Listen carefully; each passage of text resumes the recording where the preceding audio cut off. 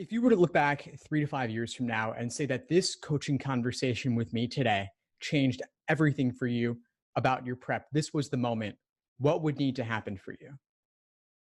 That's a big ask on you. um, I would say I just need some motivation, probably because I've been stuck, and some skills that I feel like can really make a difference. So what do you feel is holding you back right now in terms of motivation? Where do you feel stuck? I've just been stuck at my score for a couple weeks. I've been getting the same 157 for like 30 practice tests. So that makes me frustrated that even though I'm studying a couple out, like, I don't know, maybe 10 hours a week, it's not pushing me enough. And it's probably the way that I'm studying. I'm just not using my time wisely, but just being stuck at that same score has been frustrating. Yeah, I'm sure. And score plateaus are really common. What exactly are you doing during your study time?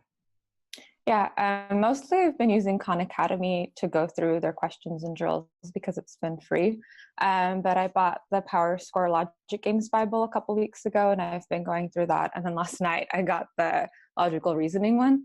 So I'm starting with that one. I hadn't done this one yet, but I really like logic games that they did. So I'm hoping that this has the same effect.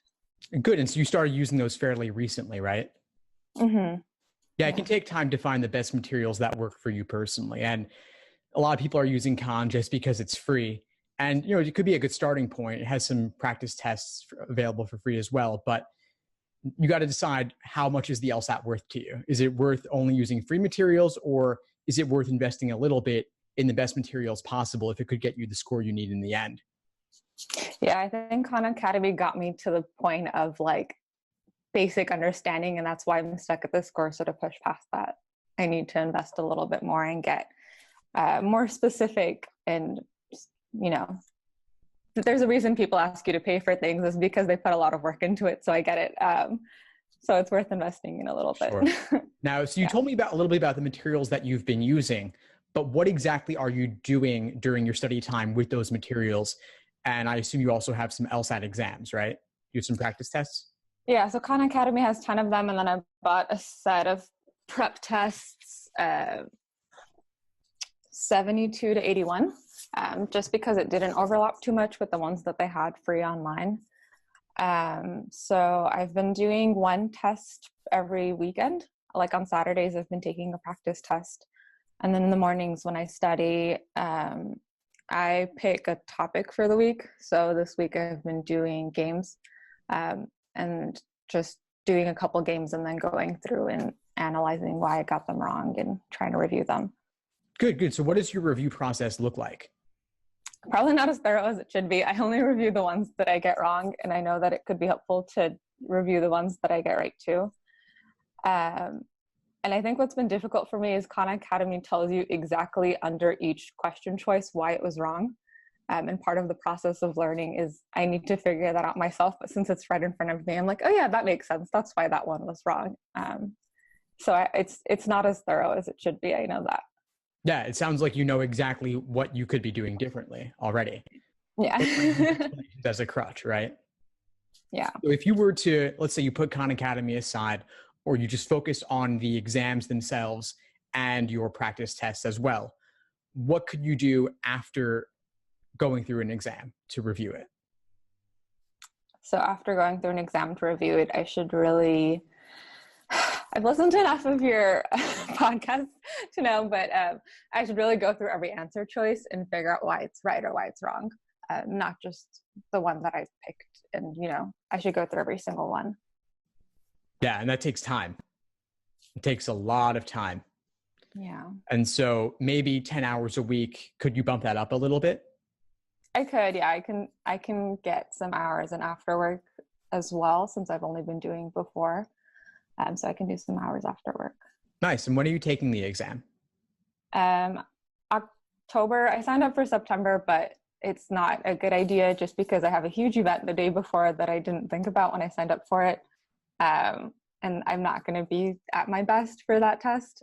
So October is the other one that I signed up for. And I think November might have to be added on there too as a third test. Good. So you could push September, postpone that one to be November instead, give yourself a bit more time.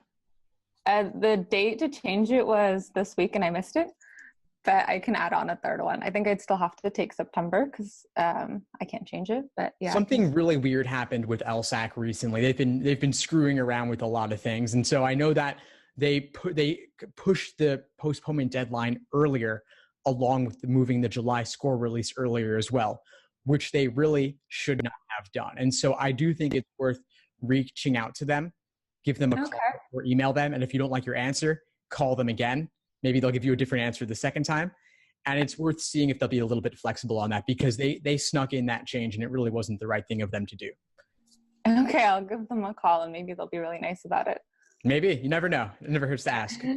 Regardless, I would go for November instead if you're considering multiple. Yeah, And definitely. so we talked a little bit about putting in more time and the review process. But when it comes to reviewing specifically, you can't review every single problem you ever complete, of course. That would just take far too long if you're reviewing in depth. But I want you to add on to your review not only the ones that you're getting wrong, but also the ones where you had difficulty or were lacking in confidence, or you were down to 2, but you guessed and got lucky, because it could have just as easily gone the other way the next time around. Yeah, and I think I'll have to mark up my test more so that I can mark which ones I'm getting wrong. Obviously, when you do it online, you can't mark questions to review afterwards, but I'll have to keep track of them, which I think I haven't really been doing. Just as I go through my wrong answers, I'll look at it and say like, oh yeah, that was one that I struggled with. So I should mark them. You could use your scratch paper, or you could use a bubble sheet, even though they're now obsolete in a way. You could still have one to the side just to notate which ones you want to come back to. And you could also rank your confidence level on a scale of 1 to 10 as you're working through them, but you can't choose 7 because 7 is the cop-out answer. You have to, are you confident or are you not, somewhere outside of that. Okay. And then with your review, for the particularly noteworthy ones, don't keep it inside your head. Actually write it out or talk it out with a friend or a study partner or a coach or a tutor or a study group of some kind, just to get it out of your head, because in your head, it's too easy to look at the correct answer and say, oh, I get it now, and then move on. But if you actually articulate what confused you, the method of reasoning, the question stem, or the choices, you'll be well on your way to better understanding the tricks that you fall for so that you won't make them again. Yeah, that makes sense. It's always harder to explain things out loud. Yeah, it is, but it really forces you to figure it out. And talking things out actually can help you improve your understanding too, because it takes half-formed thoughts and makes them more fully formed. Yeah, makes sense. So what else would be useful for you right now? What else would be useful for me right now? What would you say about reading comprehension and improvement? Would you say that that's also more just getting more practice in? Because I do feel like I've been putting that one off more because it was one of my stronger sections. Would you say that it's more strategy and practice? Would you say that there's like specific skills that you need? Like how would you best improve on that section? So there's a lot to say in just 5 minutes, but I'll give you a few quick things that you can implement. One of them is get faster at reading, specifically get faster at reading on a screen. This is new for the digital LSAT, of course. We're used to reading relatively low quality things on the computer and higher quality things in printed books. And the LSAT text, I mean, I don't think it's the best writing style, but the dense nature of the text makes it high quality in a certain sense. So there are 2 tools you can use to improve your reading speed with text on the screen. One is called phrasereader.com. The other is called spreeder.com, SPREEDER. And what these tools do is they allow you to copy paste text into a field and display it to yourself at different speeds. And so you can copy in articles from The Economist or Scientific American, but if you have the PDFs, you're able to copy paste LSAT passages. You could also put those in and gradually increase your reading speed from, let's say, 200 words per minute up to maybe 400 words per minute, 25 words per minute at a time, and then test your comprehension with those. Another thing you could do is you could focus more on reading for the structure of the arguments they're making in the passages rather than the details themselves, because they're never really testing you on the details. They're much more testing you about the text, similarly to how in logical reasoning, they're testing you for what's the method of reasoning, what's the role that this statement plays in the argument. You have analogous questions in reading comp. So reading comp is just like a bigger logical reasoning stimulus. And so just like there's evidence, conclusion, and logical reasoning, there are similar things going on in reading comp. So it's not about the information itself or the topic itself, rather it's how the author goes about making their argument. Yeah. Okay. Yeah. And I think I also make an issue out of using LSAT's definitions of things versus real life definitions of things when I'm studying. Even something as stupid as the conclusion of a reading comp passage. I feel like in school, when we were learning about conclusions, it was more of a summary. So I'll pick the answer that looks more like a summary rather than the actual definition they use of a conclusion, which is totally not the same thing. Right. That's a good point. Yeah. A conclusion has multiple definitions. Yeah. So I need to keep an eye on that too. And try to think about it more as the author's opinion or the author's viewpoint. And if you want to identify it, think about if they could only say one statement and you had to remove everything else, what would they want to say? And the same is true of logical reasoning as well. If you have an evidence statement, a conclusion statement, the conclusion is the one that you would keep. That's their main point. Okay. In terms of like structuring studying, would you say that it's better to keep mixing things up? I mean, it might be just personal based on the person, but would you say it's better to keep things switched up throughout the week and do one section one day and then focus on a different one the other? Would you tackle one section at a time? Somewhere in between. I would say you could have a focus for the week, but still mix in a little bit of the other sections as well so you don't get rusty. Okay. So you could do maybe 50% games and then 25% on reasoning and reading comp. Okay.